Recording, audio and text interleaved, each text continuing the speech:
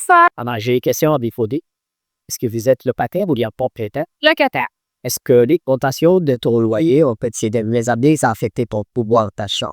Oui, les loyers sont très chers à Montréal et les salles pour appliquer nos pages. OK, donc, qu'est-ce que tu as fait en tête pour s'allier avec ces augmentations?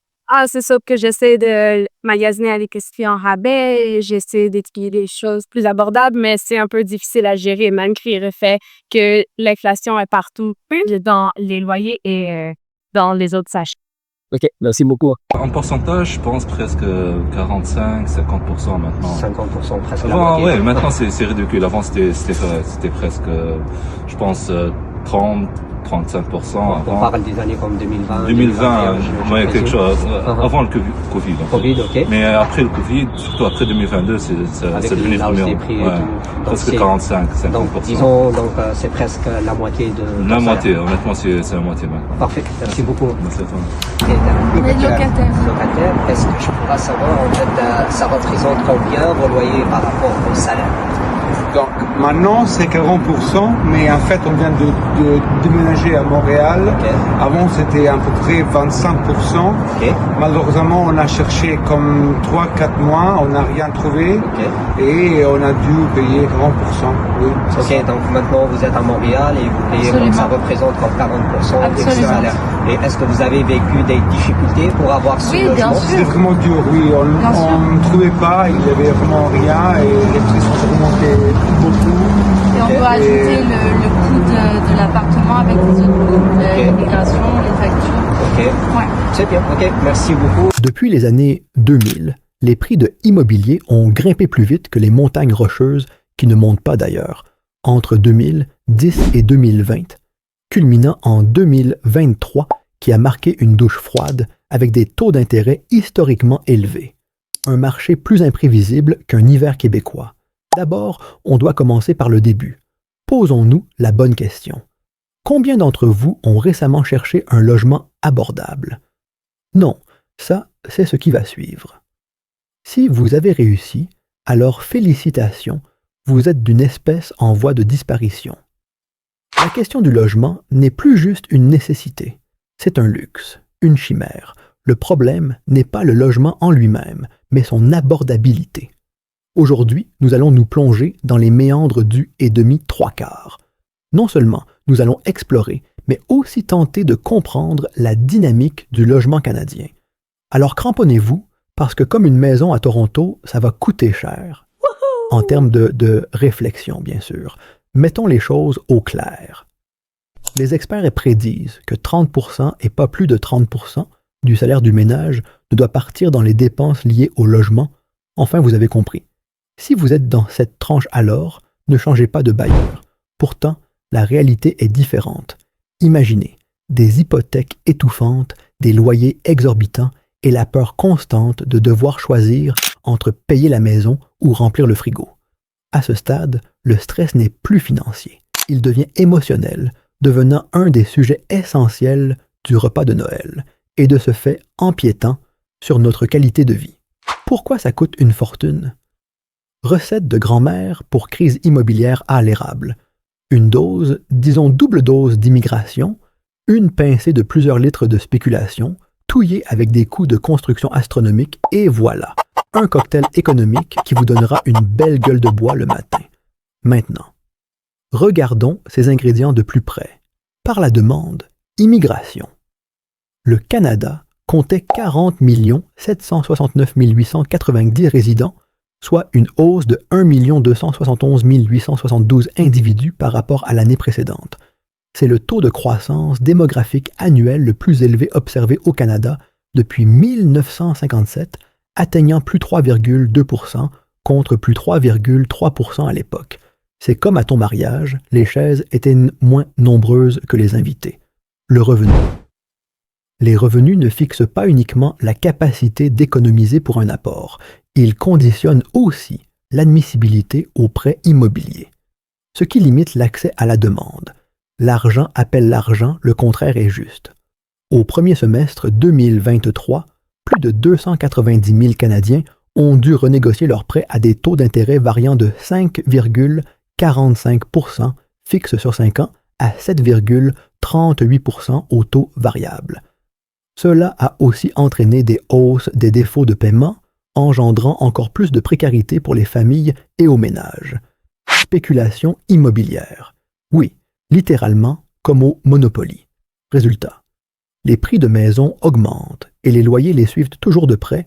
À la fin, c'est les familles qui se retrouvent hors jeu et le gouvernement qui interdit l'achat de maisons par des non-résidents par l'offre coût de construction élevé, entre une inflation persistante, le coût des matériaux enregistrant plus de 80% de hausse depuis 2017 et des réglementations restrictives. Construire une maison aujourd'hui revient presque à construire une fusée.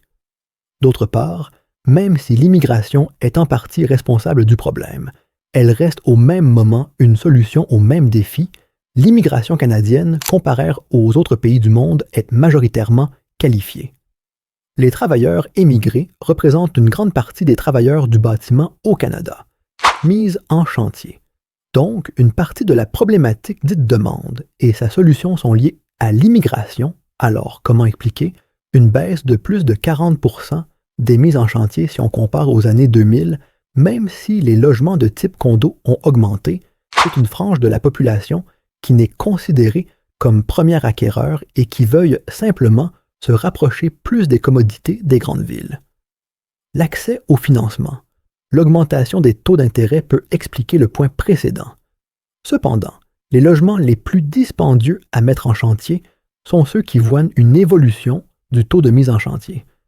Et la majorité ne seront pas rentables avant un certain temps, vu qu'une grande partie est pour le secteur de la location. Qu'est-ce qu'on fait maintenant? L'accès à la propriété est le seul moyen à long terme de résoudre la solution, donc. Il y a aussi un rattrapage à faire du côté du logement. D'abord, on a vu beaucoup de migration dans les pays industrialisés. Il y a aussi eu un certain retard qui a été pris pendant la pandémie. Donc, on a besoin de travailleurs de la construction.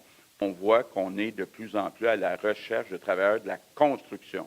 Donc, des travailleurs qui ont une formation professionnelle. Ça va être une clé pour le développement économique dans les 10, 20, 30 prochaines années. C'est pour ça qu'on lance une grande offensive en formation courte. Donc, on garde en place les DEP qui sont sur en moyenne 18 mois, mais on ajoute aussi des formations courtes, ce qu'on appelle des AEP. Accélérer la construction. Avec partenariat public-privé gagnant-gagnant, il est possible de booster l'offre de logement. Des incitatifs fiscaux aux acheteurs et aux constructeurs, renforcer les programmes pour l'accès.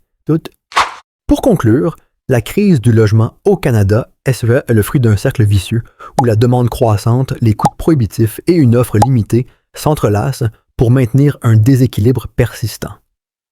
Bien que l'immigration fournisse une main-d'œuvre qualifiée pour le secteur de la construction, cette contribution ne suffit pas à contourner les blocages structurels majeurs.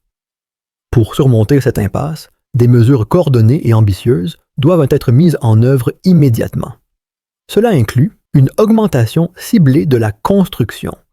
Les partenariats publics-privés doivent être renforcés pour accélérer la production de logements abordables.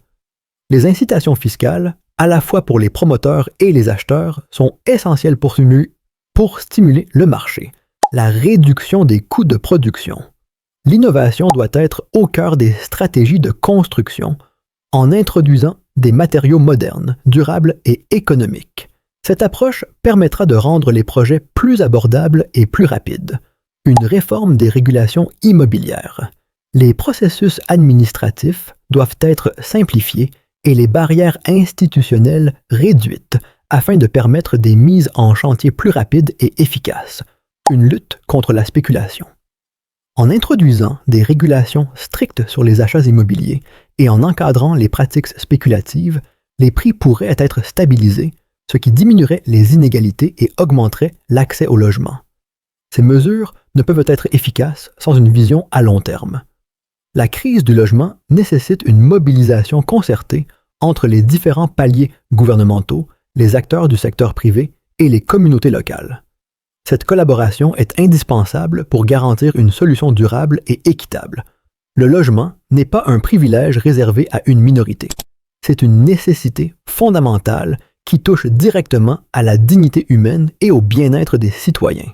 En agissant dès aujourd'hui, le Canada peut non seulement répondre aux défis actuels, mais également poser les bases d'un avenir plus équilibré et inclusif. Car, au-delà des chiffres et des politiques, résoudre la crise du logement permet de bâtir une société où chaque individu peut envisager un avenir sûr et digne.